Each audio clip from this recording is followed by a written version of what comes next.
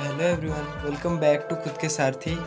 आज हम इस वीडियो में यार करने वाले हैं डेवलपमेंट ऑफ पोलियो वैक्सीन का यूनिट 2। इससे पहले तुमने अगर इसका यूनिट 1 नहीं देखा है तो मैं रेकमेंड करता हूँ कि वो जाके ज़रूर देखना। मैं हो सके तो डिस्क्रिप्शन बॉक्स में उसका लिंक दे दूंगा या फिर ऊपर आई बटन में अभी आ रहा होगा, क्योंकि अभी तुम्हें ये वाला यूनिट समझ में नहीं आएगा जब तक तुमने वो फर्स्ट यूनिट नहीं पढ़ा होगा। तो चलो इसी के साथ वीडियो को शुरू करते हैं।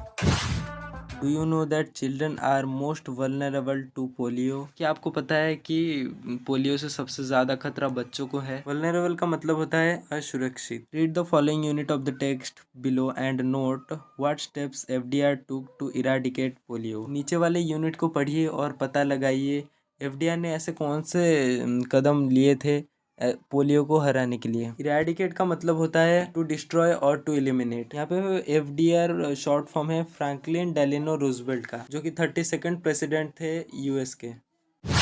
Roosevelt was determined not to let this major illness get the best of him. Roosevelt इस बड़ी बीमारी को खुद पर हावी होने ना देने के लिए दृढ़ थे। अब इस लाइन का अर्थ है, जैसे कि हमने यूनिट 1 में पढ़ा था कि रूजवेल्ट भी इस पोलियो नाम की बीमारी से शिकार हो गए थे।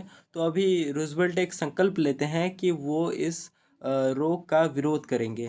He not only continued his illustrious political career resulting in his well documented and long term presidency of United States। अब यहाँ पे राइटर बताते हैं कि वो जब पॉलिटिक्स में थे, उनका पॉलिटिकल कैरियर में वो बहुत अच्छे अच्छे काम किए थे उन्होंने, जिसकी वजह से वो एक वेल डॉक्यूमेंटेड और यूनाइटेड स्टेट के प्रेसिडेंट बहुत समय तक थे। वेल डॉक्यूमेंटेड का मतलब होता है अच्छी तरह से प्रलेखित। इसका मतलब कि हिस्ट्री के कागज में भी यही लिखा गया था कि ये एक अच्छे राजनेता थे। But he went on spearhead the fight against polio, बल्कि उन्होंने पोलियो के खिलाफ एक जंग छेड़ दिया। स्पीयर हेड का मतलब होता है नेता। Increasing public awareness of deadly decrease and promoting research. अब लोगों के अंदर ये जो खतरनाक डिजीज था, इसके खिलाफ एक अवेयरनेस फैल गया। एंड प्रोमोटिंग रिसर्च, यानी कि वो रिसर्च को भी प्रोमोट करते थे कि वो जल्दी से जल्दी ये इसका वैक्सीन बना लें।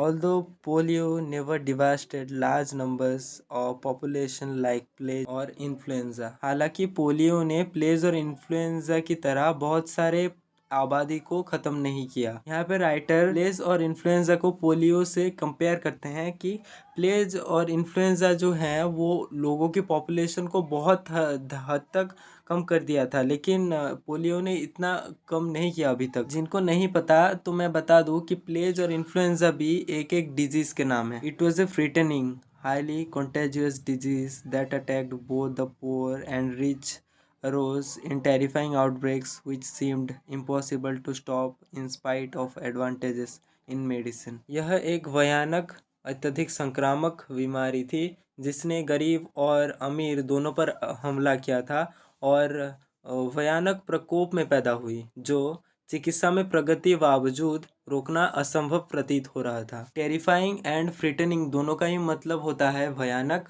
अरोज यहाँ पे पास्ट फॉर्म है अराइज का, और स्पाइट का मतलब है विरोध करना या फिर रोकना। Although the first half of this century basic hygiene methods and knowledge had advanced tremendously. इस शताब्दी के पूर्वार्ध दौरान हाइजीन मेथड्स एंड नॉलेज में बहुत ज़्यादा तरक्की हुई थी। हाइजीन का मतलब होता है स्वच्छता, तो हाइजीन मेथड्स का मतलब हुआ स्वच्छता को बरकरार रखना। ट्रिमेंडियसली का मतलब होता है ज़बरदस्त या फिर बहुत ज़्यादा। जैसे लोग नहीं बोलते कि ज़बरदस्त तरक्की हासिल की है, वैसा ही कुछ। For the first time in civilization people came to expect good health instead of merely hoping for it. इस दौरान ऐसा पहली बार हुआ कि लोगों ने सिर्फ आशा करने के बजाय ऐसा कुछ काम किया जिससे कि उनका हेल्थ अभी अच्छा हो सके। मुझे लगता है यहाँ फिर एक्सपेक्ट गुड हेल्थ के जगह कुछ और लिखा होना चाहिए था, क्योंकि ये फिट नहीं बैठ रहा है यहाँ पे ना। But polio still attacked and children were the most vulnerable. लेकिन फिर भी पोलियो जो है वो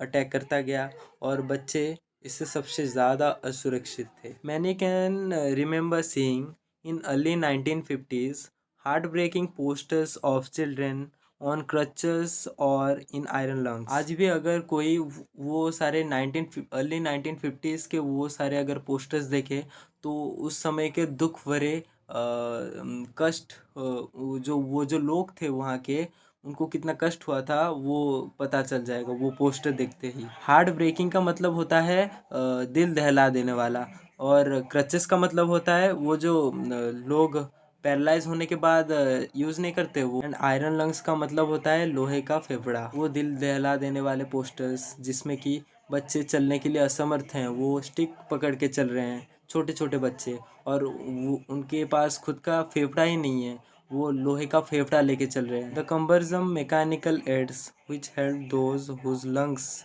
where paralyse to breathe. Cumbersome का मतलब होता है कष्टदायक। मैकेनिकल एड्स ऐसे कुछ यंत्र हैं जो कि लंग्स के जगह यूज़ किए जा सकते हैं। वो आर्टिफिशियल होते हैं और यूज़ किए जा सकते हैं ब्रीथ करने के लिए। तो यहाँ पे राइटर बताते हैं कि कितना कष्टदायक होता होगा ना कि अपने हार्ट्स की जगह कुछ ऐसे आर्टिफिशियल यूज़ किया जा रहा हो बचने के लिए। Lacking in vaccine, parents through out the country panic, keeping their children from schools and other public facilities. सिर्फ एक वैक्सीन जो कि पोलियो को जड़ से ख़त्म कर सकता है, लेकिन वो वैक्सीन नहीं मिल रहा, और इसके ना मिलने के वजह से पेरेंट्स जो हैं, वो पूरे कंट्री के जो पेरेंट्स हैं वो सारे के सारे आज भयभीत हैं, आज डर गए हैं, और जिसकी वजह से वो पेरेंट्स अपने बच्चों को स्कूल से और अदर पब्लिक फैसिलिटी से दूर करती जा रही है। लास्ट में हमारे जो राइटर हैं वो एक क्वेश्चन पूछते हैं कि why couldn't a vaccine be found.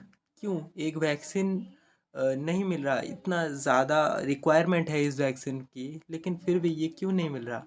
तो इसका आंसर आपको ये चैप्टर एंड होने तक मिल जाएगा। तो आज के लिए बस इतना ही, मिलते हैं अगले वीडियो में, तब तक के लिए बाय बाय।